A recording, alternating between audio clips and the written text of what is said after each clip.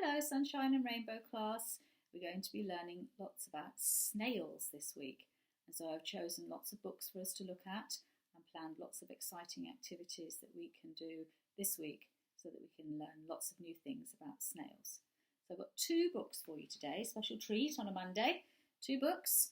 One is called Norman's New Shell, which is probably a little bit more aimed at Rainbow class, a little bit more simpler.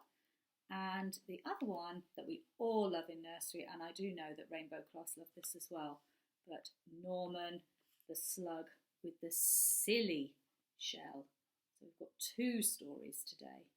So I'm going to start with this one first. And I've got a little friend with me today. I've got a little snail who looks a little bit like Norman, but instead of a spotty, got a spotty shell instead of a pink one with lots of sprinkles on. So we'll have a look at that later when we've read the story. So the first one is called Norman's New Shell. Let's see what happens in this story. Norman the Slug wants to be a snail. Help him find a shell. Well, Norman likes this yellow one, but the bubbles make him sneeze. Achoo! He's got a duck here. That wouldn't make a very good shell, really, would it? Let's see what he chooses next. Wow! A blue cupcake with icing and a little cherry on the top. But something has been nibbling it. Oh, crumbs. This isn't the right sort of shell for Norman. What does he choose next? Oh, look, ice cream. Look, yummy ice cream. Pink, brown and white scoops. Norman loves the sprinkles too. But the ice cream is very cold and makes his back feel chilly. Ooh, a bit too cold for a shell, isn't it? What does he find next? Could this round red apple be a shell for Norman? Oh no, it belongs to a little worm. Sorry, Mr. Worm. So he can't use that as a shell because somebody else has already made that as their home. Wow, a big teapot. That's very big for a shell. How about this? A great big green teapot. Oh, it's a bit heavy. Norman is getting squashed. Will he ever be able to find the right type of shell? What was the favourite that he made himself a shell with? Ah, there he is. Yes, it's a shiny donut with pink icing and multicoloured sprinkles. It's the perfect shell for Norman the Slug. And he's got his beautiful big donut shell. It wasn't too heavy. It didn't belong to somebody else.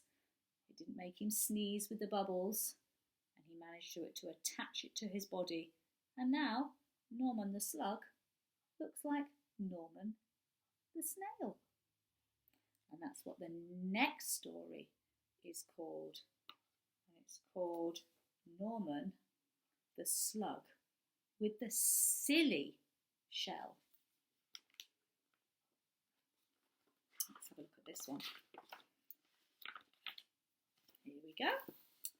Right. Norman the Slug thought snails were great. Wow, said Norman. Look at them. They are amazing.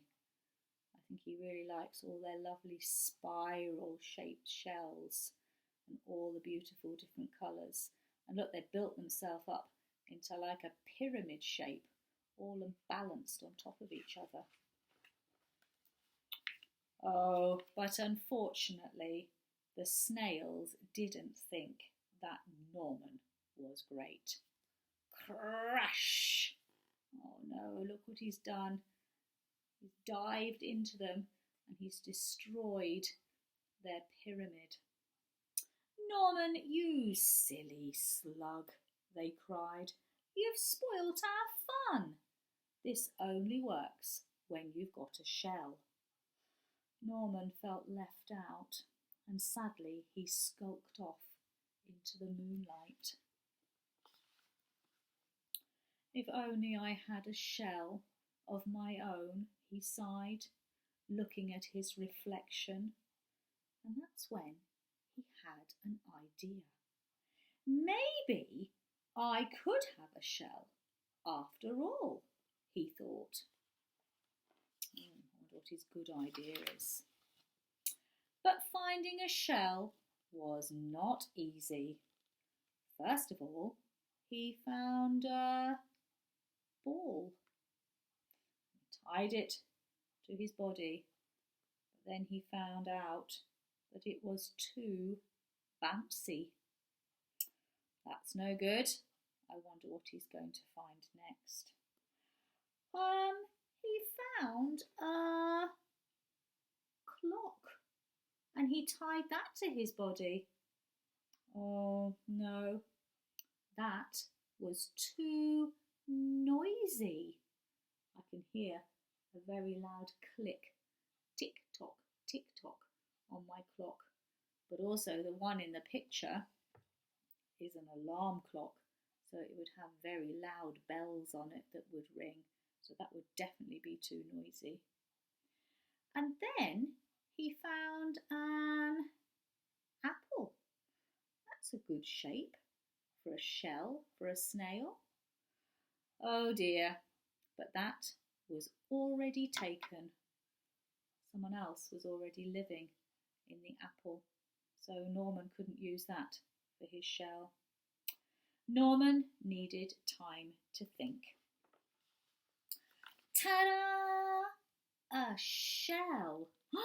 It was perfect. Norman had never been happier. He could join all the other snails at last. What's he made his shell out of? That yummy, yummy donut. Norman loved being a snail. Look, he can balance in that pyramid now with all the other snails and their shells. And the snails loved Norman's silly shell. But the fun didn't last for long. Suddenly there was a loud flapping noise of wings. "Look out! Bird!"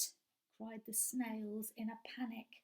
"Quick, slither for your lives or we'll end up as his supper." Oh no!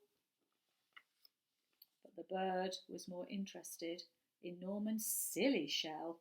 It looked delicious. Norman was being carried up, up and away, higher and higher above the sky. What could he do?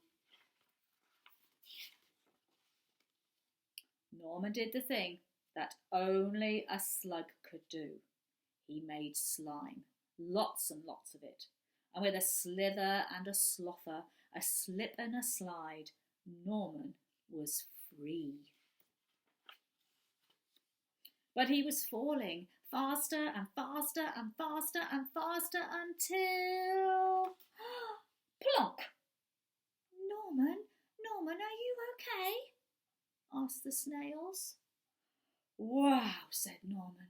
That was great. I love flying. If only I had wings.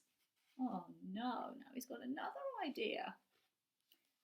Ta-da! And look, Norman is not a slug with a snail shell now. He is Norman, a slug with bird wings. He wants to fly. Oh dear. First of all, he wanted to be like a snail, and then he wanted to be like a bird. So the first thing that he tried to make his snail shell out of was a ball, but the ball was too bouncy.